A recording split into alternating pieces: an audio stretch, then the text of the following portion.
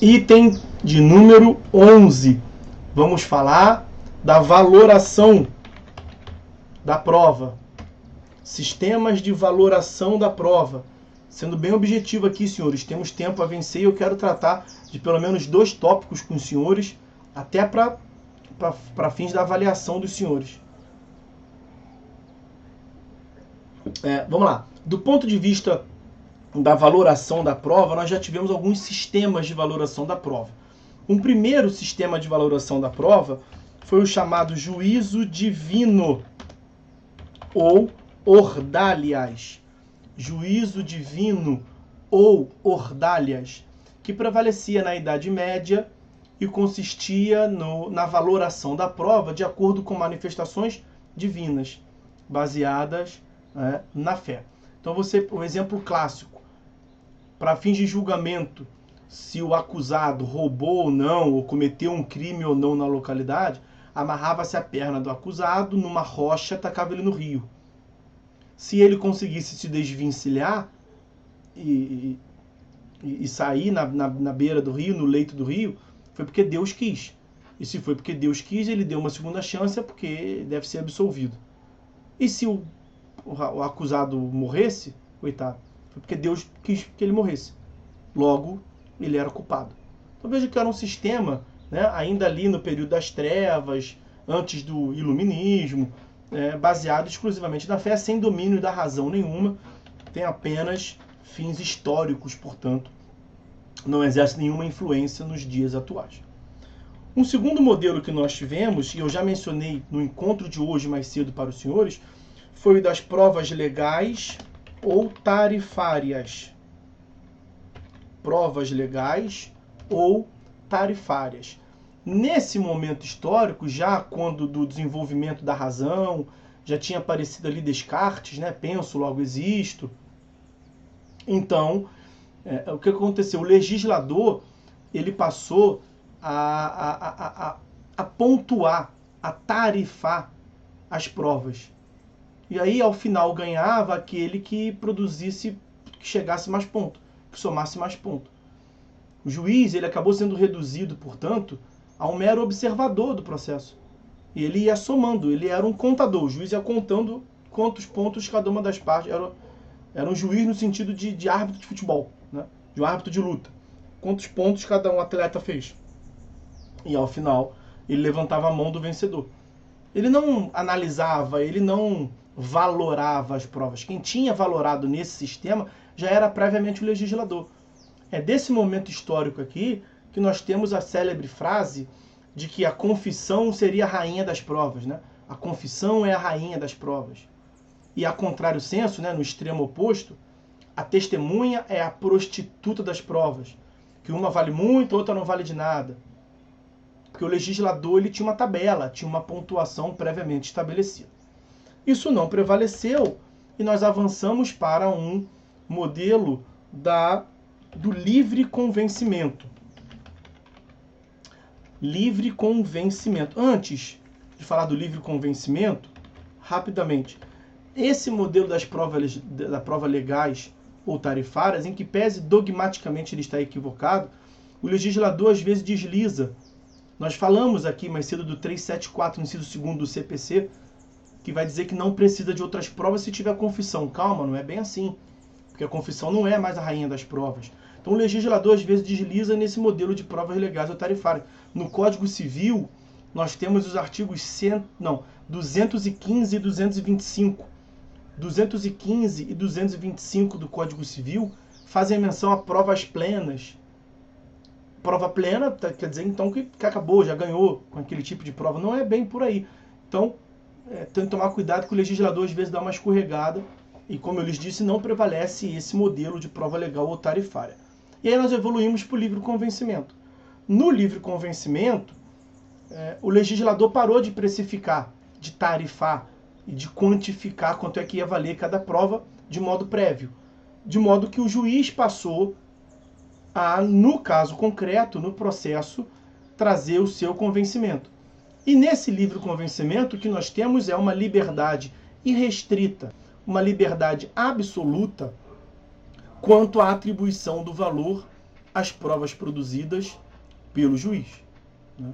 Então aqui o juiz julgava o processo de acordo com o seu senso pessoal, de acordo com a sua percepção a respeito das provas, sem qualquer necessidade de demonstração nos autos, sem qualquer necessidade de justificação, de motivação. É desse momento que se cria a denominação de sentença como ato decisório. A sentença viria como o ato de sentir. Sentença vem do sentimento do juiz. Sentença como um ato de sentimento do juiz, uma vontade de foro íntimo do juiz, o que também é equivocado, né? Houve uma evolução ali no sentido de que não é o legislador quem trata da valoração da prova de modo prévio, o juiz valora em concreto, isso foi uma evolução, mas deixou muito aberto, muito irrestrito, uma liberdade muito ampla ao julgador. E aí o que nós temos hoje em dia é justamente para tentar corrigir esse equívoco, né? A ciência vai assim, né? Estica e puxa. Para um lado, vai para o outro. Nós temos hoje em dia o livre convencimento motivado. O livre convencimento motivado, que como eu tinha lhes adiantado, encontra-se no artigo 371. O juiz aprecia a prova constante dos autos, seja lá quem tenha produzido, e indica na decisão as razões da formação do seu convencimento. Vejam a parte final do 371. O juiz indicará na decisão as razões da formação do seu convencimento. Livre convencimento motivado. O juiz pode valorar as provas de um modo livre. Esse livre diz respeito ao legislador. Ele não está preso a uma prévia determinação do legislador. Não quer dizer que a prova testemunhal vale 1, que a prova da confissão vale 10. Ele vai atribuir, ele pode dizer que a prova testemunhal lhe convenceu mais que uma confissão. E ele tem que justificar o porquê disso. Não há uma liberdade irrestrita. Então é o livre convencimento motivado. A motivação vem da fundamentação, né? Artigo 93, inciso 9 da Constituição Federal, que é uma garantia fundamental. Artigo 11, artigo 489 do CPC, a exigência de fundamentação. Então, ao mesmo tempo que se preserva a independência jurisdicional, também se diminui, né, a independência jurisdicional em relação ao legislador, né, ao legislativo. Também diminui o risco de subjetivismos, de arbitrariedades, quanto do desempenho da atividade jurisdicional, porque não basta o sentimento do juiz. É o que prevalece hoje em dia sobre o livre convencimento motivado. Vou colocar aqui um asterístico, porque há quem defenda a superação desse livre convencimento motivado. Eu não posso deixar de falar isso. No artigo 131 do CPC de 73, a redação era muito parecida com esse 371 do CPC de 2015. Então dizia que o juiz ia apreciar a prova constante dos autos, pouco importa quem tinha produzido, e iria fundamentar os motivos da sua decisão, blá blá blá. Só que no Código de 73, artigo 131, tinha uma palavra a mais que foi retirada. E a palavra era livremente. Então afirmava-se em 73, a redação era: o juiz apreciará livremente a prova constante dos autos. E no Código atual, vejam 371 do Código de 2015. O juiz apreciará a prova constante dos autos. Não tem mais o livremente.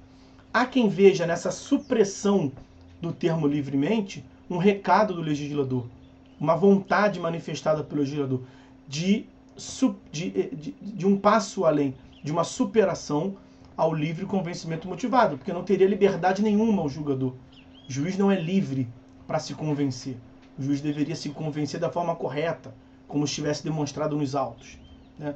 Eu coloquei ali entre interrogação, com um asterisco, nem coloquei como letra E ali, porque isso está ainda em construção. O professor Alexandre Fritas Câmara, por exemplo, ele fala em convencimento constitucionalizado. Ele é um dos que defendem a superação do livre convencimento motivado, fala em convencimento constitucionalizado, porque quando o exercício da jurisdição, o juiz não seria nunca livre, o juiz não teria liberdade, o juiz não teria discricionariedade ao exercer jurisdição. Ok? Então, tá visto aí. E eu